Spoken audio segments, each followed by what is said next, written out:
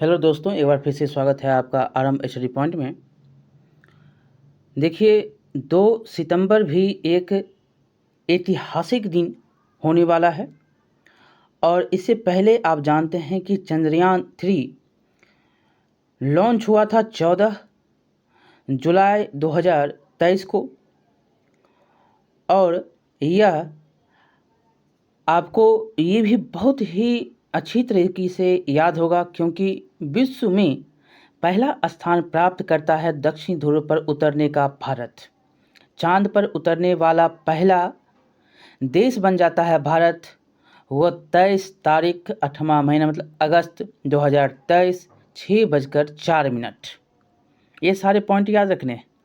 Launch होता है 14 तारीख को, 14 जुलाई को, और लैंड कर जाता है, सॉफ्ट लैंडिंग हो जाती है 23 अगस्त 2023 को 6:04 में और पहला देश बन जाता है भारत।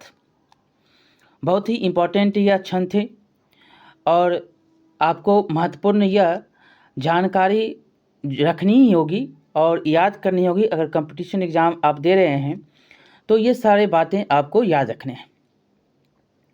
और इसी के कड़ी में मोदी जी के द्वारा, प्रधानमंत्री हैं, उनके द्वारा कहा गया कि जल्द आदित्य L1 की लॉन्चिंग होगी और वह डेट आ चुके हैं। उनके द्वारा मतलब कि इसरो में जाकर उन्होंने अपना वक्तव्य दिया, वैज्ञानिकों को सराहा, उनको जो है शुभकामनाएं दी इस सफलता के लिए। और इसी की कड़ी में इन्होंने ये सारी बातें की थी और लॉन्चिंग का डेट आ चुका है। 2 सितंबर को 11:50 में लॉन्च होगा आदित्य L1। बहुत ही इम्पॉर्टेंट है और 2023 भी याद रखेंगे क्योंकि पहले से ही ये सारे फिक्स थे, लेकिन डेट फिक्स नहीं था। डेट भी आ चुका है। अब हम अखबार की सुर्खियों से इनका आपको परिचय करवाएंगे। जो भी बातें की जाएगी L1 में, आदित्य L1 में क्या क्या खोज होगा, वो सारी बातें अखबार के माध्यम से बहुत ही अच्छी तरीके से दिया गया है। उस पर हम गौर फरमाएंगे और देखेंगे और उसको आप समझेंगे। यहाँ पर आप देख सकते हैं कि 2 सितंबर को 11:50 में लॉन्च होगा आदित्य L1।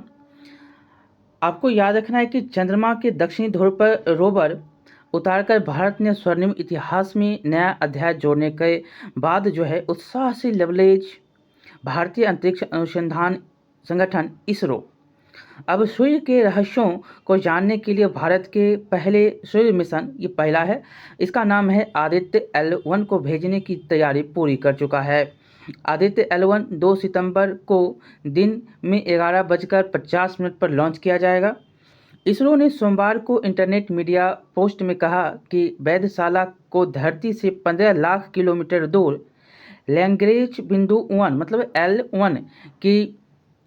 L1 की पास की कक्षा में ले जाने के लिए PSLV C57, ये भी याद रखने हैं, PSLV C57 श्रीहरिकोटा अंतरिक्ष केंद्र से उड़ान भरेगा।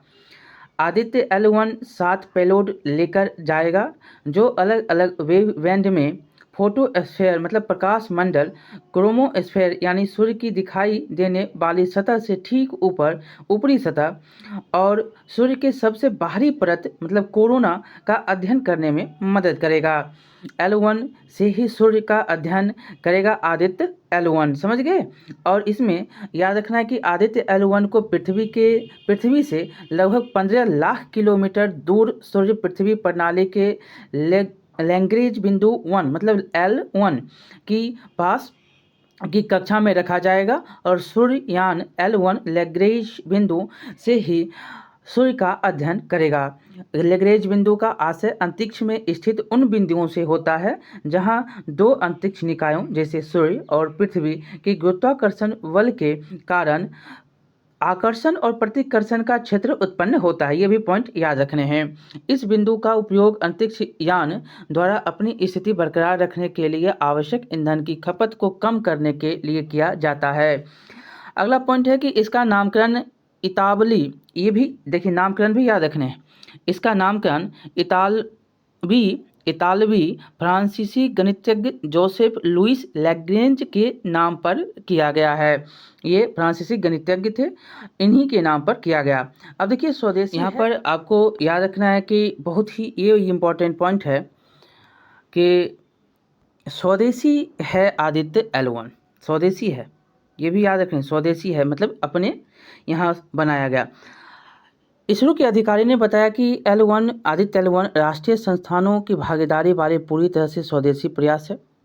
बेंगलुरु के Indian institute of astrophysics IIA ने visual emission line chronograph payload VELC को बनाया है।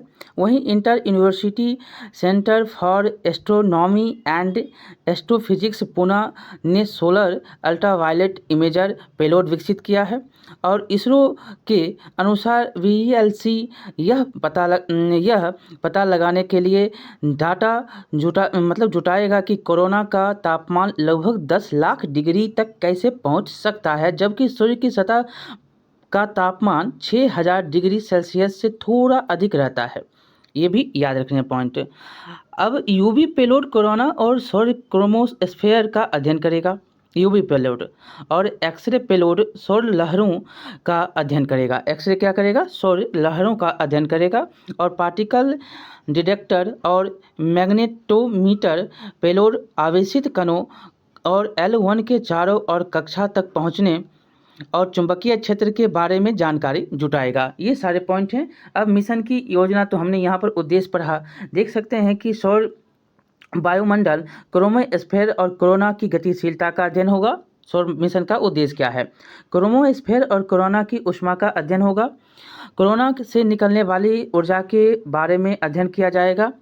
आंशिक रूप से आयनित प्लाज्मा की भौतिकी के बारे में जानकारी प्राप्त करना और अंतरिक्ष मौसम की गतिशीलता को समझना। ये सारे पॉइंट हैं और आप देख सकते हैं लाइव, ठीक है। और यहाँ पर आप देखेंगे कि 3 पॉइंट हैं, जैसे कि यान को 15 लाख किलोमीटर दूर ले जाने के लिए उड़ान भरेगा PSLV C-57। ये पॉइंट याद रखने हैं। L1 के पास की कक्षा से सूर्य का अध्ययन करेगा पहली भारतीय वेधशाला। और इतालवी फ्रांसीसी गणितज्ञ जोसेफ लुइस लैग्रेंज के नाम पर इसका नामकरण किया गया। ये सारे पॉइंट थे, बहुत ही इंपॉर्टेंट पॉइंट थे। आदित्य L1 आपको याद रखने हैं, हर कंपटीशन एग्जाम में आपको पूछा जाएगा। बहुत बहुत धन्यवाद। लाइक से सब्सक्राइब करिएगा। मिलते हैं अगले वीडियो में।